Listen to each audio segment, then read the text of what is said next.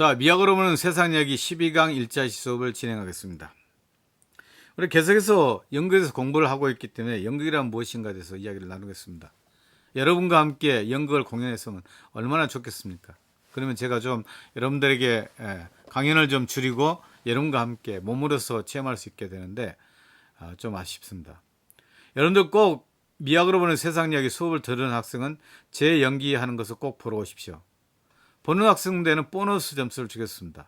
물론 보지 않은 학생에게 제가 상벌을 주지는 않겠습니다. 그렇지만 꼭 한번 오셔가지고 우리가 연기에 함께하지 못했기 때문에 여러분들이 오기만 해서 저의 연기를 보기만 해도 학점이 한 단계 높아진다는 걸 꼭 생각해 주십시오.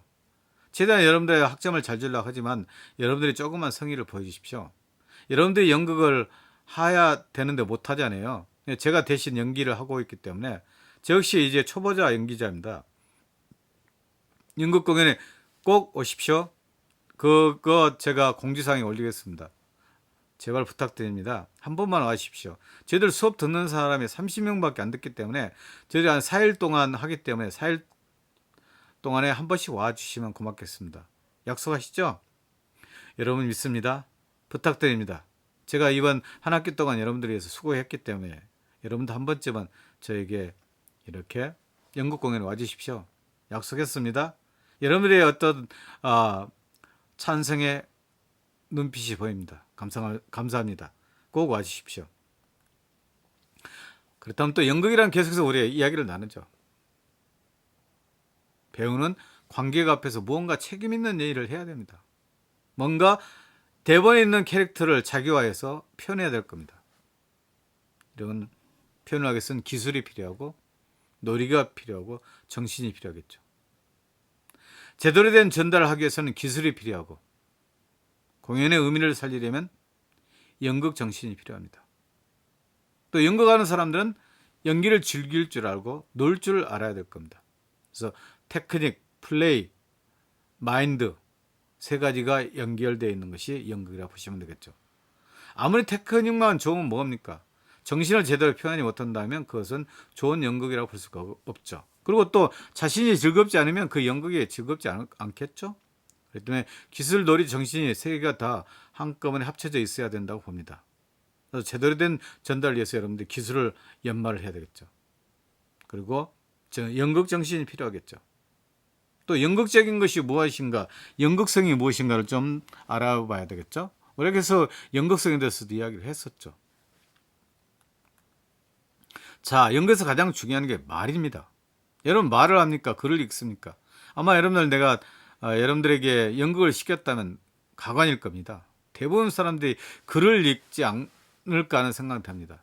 여러분 평상시에 자연스럽게 말을 하지만 실제로 연극을 통해서 말을 제대로 할 수 있는지 그건 궁금합니다. 말이란 무엇일까요? 과연 배우들은 등장인물이 하는 말을 제대로 알고 말을 하고 있는 걸까요? 왜 배우는 말을 해야 되죠? 이 말을 하지 않으면 안 되는 이유가 있어야 합니다.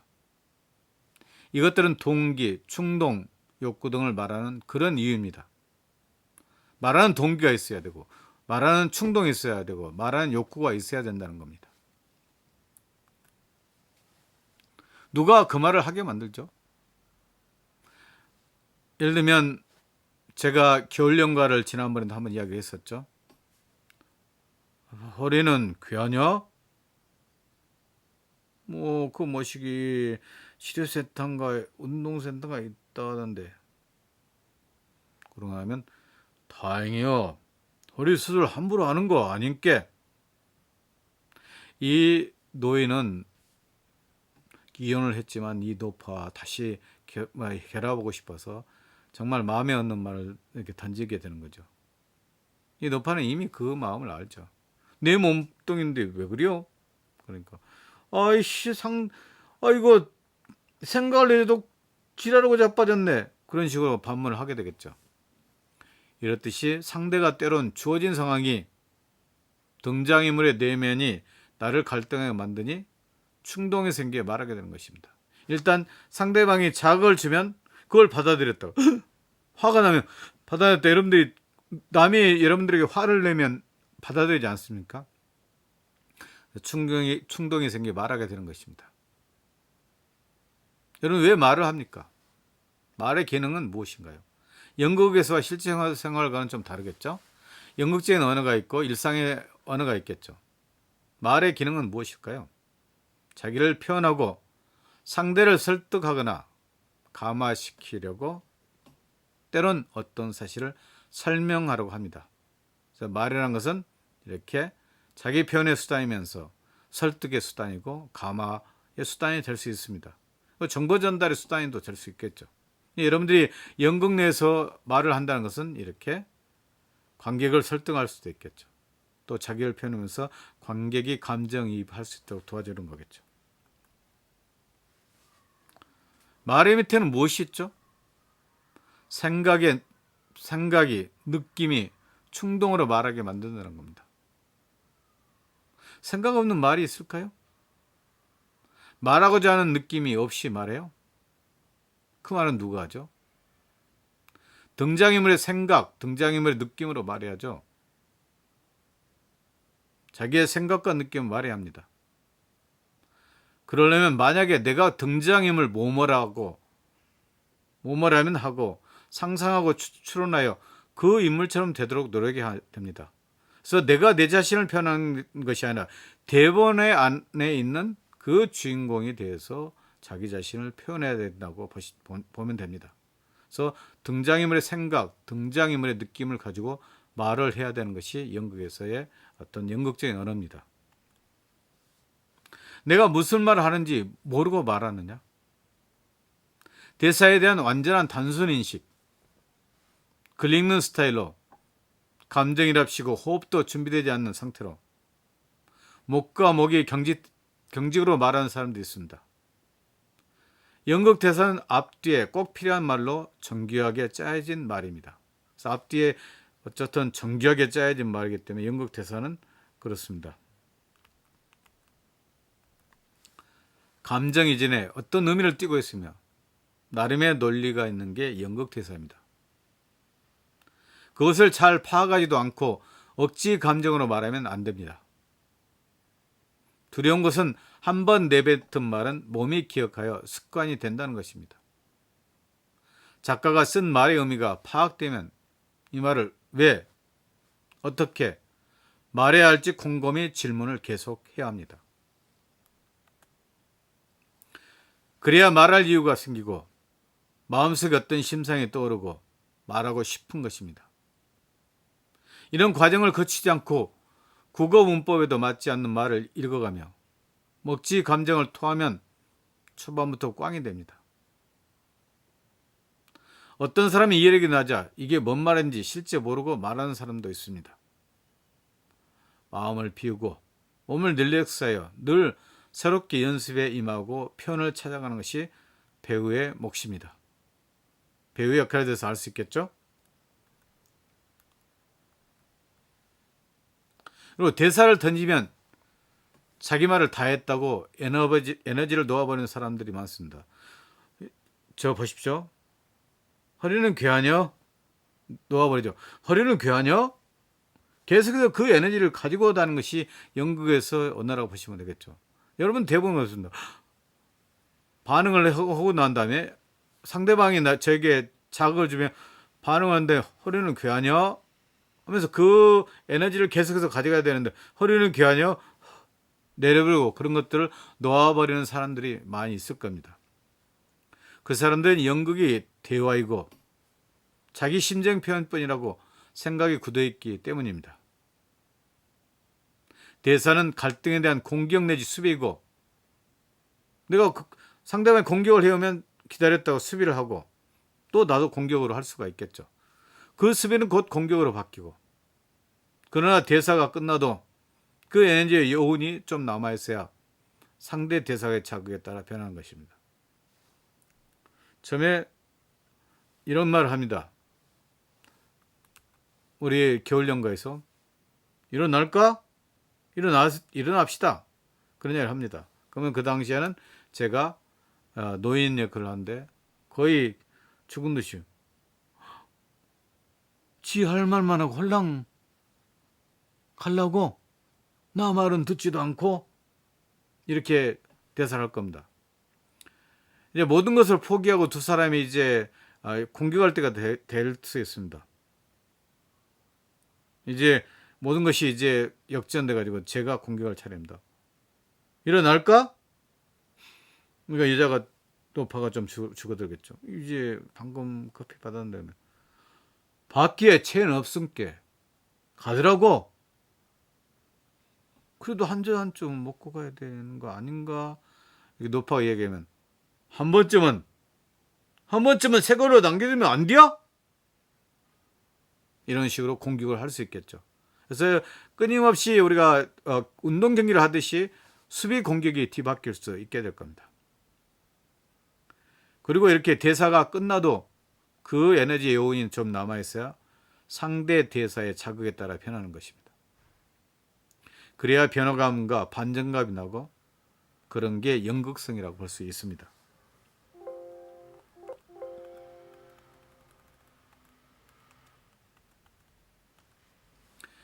연극은 절실한 긴급한 상황에 놓인 인간들의 갈등을 치열하게 보여주는 예술입니다. 긴급한, 절실한, 치열한 등의 형용사가 보여주듯이 응축적이고 시적이며 강렬하고 즉시 감흥을 불러일으키고 효과적으로 표현되는 현장 예술. 그러려면 정렬, 집중력, 인간에 대한 폭넓은 이해, 날카로운 감수성, 열린 자세 등이 필요합니다. 시선 처리에 혼란이 많은 것도 있습니다. 우리 연극을 할 때. 일반적으로 생각해 봅시다. 연극적으로 특별한 시선 처리도 있지만 쳐다보기가 민망하다. 꼴도 보기 싫다. 얼굴 표정 감추고 싶다. 화가 나거나 자존심 상해서 상대가 있든 없든 자기 생각에 빠져서 등은 시선을 상대에게 두지 않으려고 돌리는 것입니다. 상대방의 눈을 쳐다보고 분명하게 말해야겠다. 상대의 대답을 들어야겠다. 상대를 공격한다. 쳐다보면 놀리고 이죽거린다 등은 분명히 상대에게 시선을 두는 것입니다. 혹은 앞으로 시선을 두는 경우는 관객에게 알려줘야 할 중대한 강조하고 싶은 것이 있을 때, 회상이나 추억을 상기할 때, 독백, 방백 같은 것들이 있습니다. 마음에 따라 이 시선이 그대로 있지 않고 변화하겠지만 산만한 시선체는 오히려 관객의 주의를 분산시키거나 조심해야 합니다. 결론적으로 마음이 가는 방향이 시선의 방향이요. 또 쳐다보지 않고 있으면서도 상대의 마음을 읽거나 듣고 있을 때는 상대편 쪽에 눈과 귀에 신경이 가 있는 듯한 느낌 연기가 필요합니다. 작품 속에 나타나는 자기의 행동, 그 중에서도 주로 태도, 일람표, 행동 일람표, 감정 일람표를 순서대로 빠짐없이 쭉 적어보고 그 본질을 생각하고 느껴보는 시간을 배우들은 가져야 됩니다. 그것을 하나하나 곱씹으면서 표현해보며 나의 표현이 구체적인지 관객에게 전달될 것인지 시험해보는 것입니다. 비슷해도 똑같은 표현은 없습니다. 뒤에 것이 더 강한 것이 일반적입니다. 허리는 교환요. 상승하면서 변하는 것입니다. 감정 표현은 신체 내부 기관을 사용하면서 그 기온에 대사를 얹어보며 헐 느낌이 살 것입니다. 목소리가 적고 잘 안 들리는 사람도 있습니다. 상대가 자기를 향해 연기를 하고 있는데 반응하는 숨쉬기를 안 하고 있다가 자기 대사를 생각하고 있는 것입니다. 그리고 자기 차례에 감정 잡아 말하더니 말려드는 호흡 때문에 소리가 팍 죽어버린 것입니다. 그 때문에 대사를 충분히 숙지하지 않았다면 상대방이 이렇게 연기를 하고 있는데 반응하는 숨쉬기를 못하는 거겠죠. 반응은 숨쉬기, 호흡으로 준비되어져야 자기 연기를 할 수 있는 것입니다. 왜 숨을 쉬지 않고 있을까? 죽은 사람처럼 반응 연기에 대한 인식이 없어 그런가? 상대에 대한 나의 생각과 마음이 있어야 될 거 아닐까? 상대방이 주는 자극을 받아들여야 되는데 자기가 대사를 못 외웠기 때문에 그것에 얽매여 있다면 그럴 수도 있게 될 겁니다. 부드러운 몸과 여유 있는 호흡으로 연기를 충분히 하면서 즐길 수 있어야 될 겁니다. 몸들이 쟤네는 딱딱 굳어 있다고. 저도 연극을 지금 하고 있는데 온 몸뚱이가 굳어 있대요. 자유롭게 숨을 그런 등등없이 해야 되는데 참 쟤들이 몸이 부드럽지가 않다고 봅니다. 이럴 때 부드러운 몸과 여유 있는 호흡으로 연기를 충분히 하고 즐길 때 연기의 폭이 생기게 됩니다. 연습 시 자신의 감각 속에 생각, 느낌, 행동이 나오는 과정을 기억하고 축적하고 발전시켜야 될 겁니다. 대사에 감정이 얹히는 것이 연기라고 생각합니다.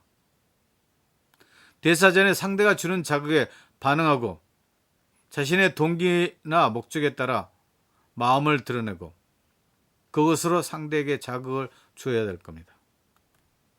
대사, 단어 문장 포함은 행동입니다. 대사는 행동입니다. 왜? 목적, 이유, 무엇을, 의미, 내용, 논리, 어떻게, 태도, 입장에 단계하고 대사는 이미 이미지, 뉘앙스, 상황까지도 표현되어야 합니다. 대사는 행동이라는 것입니다. 왜, 어떻게가 담겨져 있어야 되고 왜, 무엇을, 어떻게가 담겨져 있어야 합니다. 연기는 클라이맥스와 대단을 향해서 긴밀하게 짜여져 있습니다. 지금까지 빌드업을 하거죠. 연기는 어떤 거 터지기 위해서 빌드업을 하는 거라 생각하시면 됩니다. 화산이 폭발하기 위해서는 어떻게 됩니까? 밑에 어쨌든 열기들이 쌓여서 확 폭발하는 거 아니겠어요? 그렇듯이 연기에서 클라이막스가 이렇게 올라가기 위해서는 지금까지 어떤 감정들을 빌드업하고 에너지를 빌드업해서 폭발해야 될 겁니다. 그래서 클라이맥스를 위해서 집중된 에너지를 끌고 가야 합니다. 그 폭이 깊어야 반전의 재미와 감동으로 이끌 수 있습니다. 날만 해놓은 듯한 연기는 흥미를 주지 못합니다. 자, 이제부터는 연기의 즉흥성과 에뛰드에 대해서 이야기를 할 겁니다. 콘스탄틴 스타니슬라브스키는 연기의 어떤 교과서 같은 사람이죠. 콘스탄틴 스타니슬라브스키는 즉흥 연기를 에뛰드 또 에쭈드라고 하네요.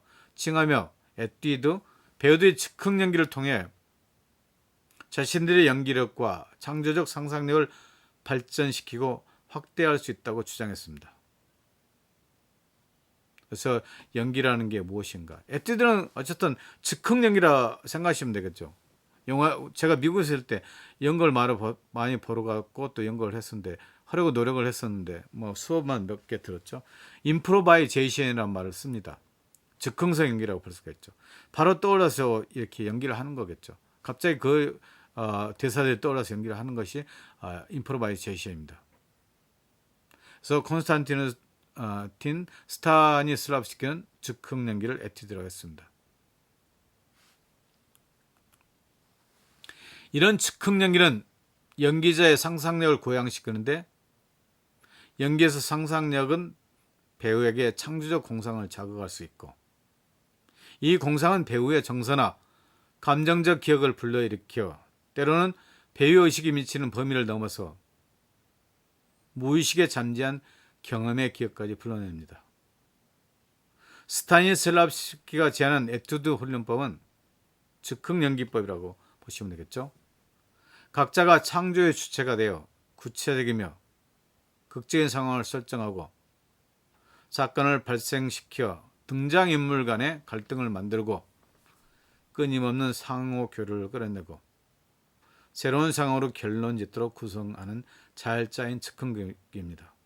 그렇기 때문에 스타니슬라브스키는 즉흥극, 바로 현장에서 즉시 떠오르는 대사로 해라고 하긴 하겠죠. 물론 즉흥극이라 하지만 어느 정도는 대사도 생각은 해야 되겠죠.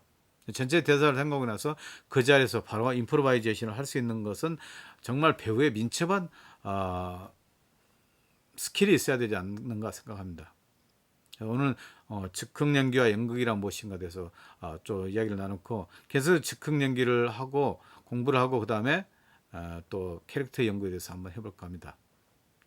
오늘 차시 수업은 간단하게 20분 좀 넘게 하겠습니다. 감사합니다.